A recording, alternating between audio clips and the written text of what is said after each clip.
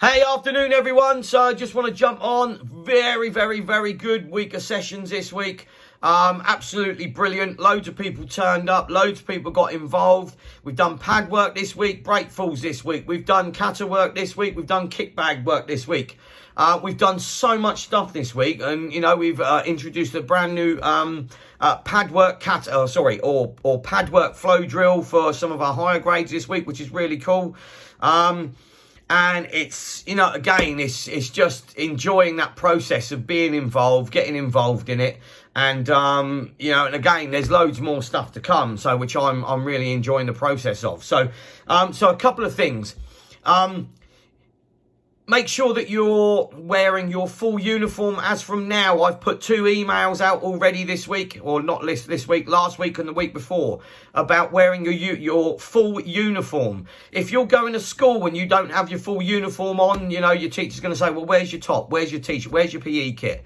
Okay, you have to have a certain uniform. We have a certain uniform, and now that the summer's gone, or it's pretty much, at the tail end of it now, we are back to full uniform. So that does mean gi trousers, gi jacket, and your belt, please, and make sure that badge is on too. There's still quite a few of you that don't have your badges on.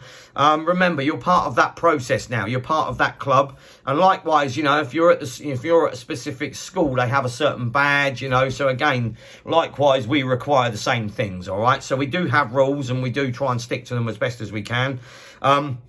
So full uniforms, please. Also, when you're booking in, and again, appreciate you guys booking in, and I seem to say this time and time again.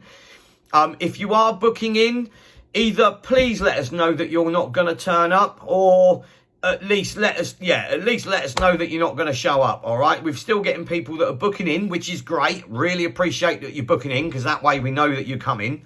But likewise, when it comes round to us checking the register, we're looking and thinking, right, that person hasn't turned up.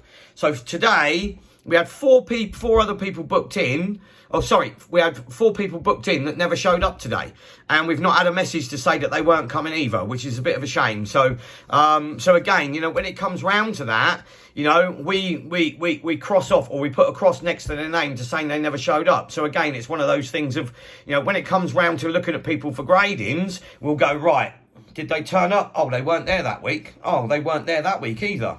Oh, and that week. Oh, and that week. So they're booked in for 4 weeks and they haven't shown up.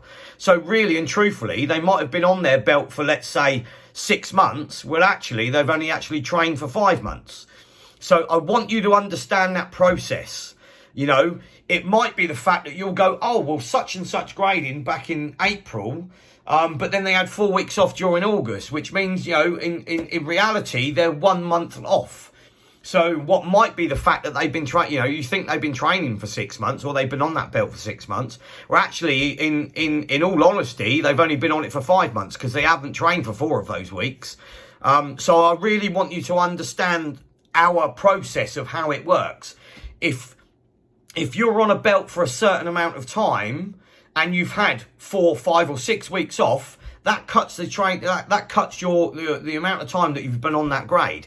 It might as well be, you've been wearing that belt for 6 weeks, you've been wearing that belt for 6 months, but actually you've only been on it for 5 months because you've had 4 weeks off during the summer.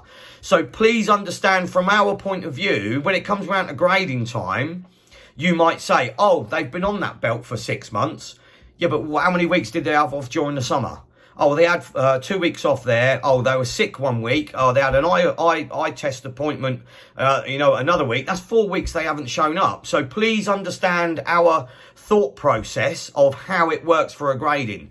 So, we'll turn around and say from white to yellow, it'll be maybe 3, possibly, 3.5 months before they go for the yellow belt. Then yellow to orange, it might be the same, roughly about the same again, about 4 months, 5 months roughly, being on that yellow belt to orange belt. And then from orange to green, we'll look at a process of about 6 months for that. And again, please take in consideration that the summer holidays have just gone, and it might have been the fact that you've had 4 or 5 weeks off. And then we've got, again, from green to purple. Green to purple, that might take anything up to, 8 months maybe 9 months depending. And then purple to blue, we've had people that have been on that belt for, a year. Okay, I'm not saying that is one of those things of, that's like that across the board. It just might mean that some of these guys just needed that little bit of extra work. So again, you know, we've been putting on different courses and stuff that people have been attending, which is great. But please understand our thought process on that, okay? And understand, you know, we check when the person last graded. We check roughly how many classes that they've done since that last grade. And then we sort of judge it on that. And not only that, we also look at how they're doing in the class. Are they progressing? What are their kicks like? What are their stances like? What's their attitude like? It all comes into play, all right? So I want you to understand that process. So anyway, so that was that. What else did I need to mention? Is that it? I think that's it. So yeah, so anyway, so again, just to recap, really, really cool classes this week. Totally, thoroughly enjoyed it.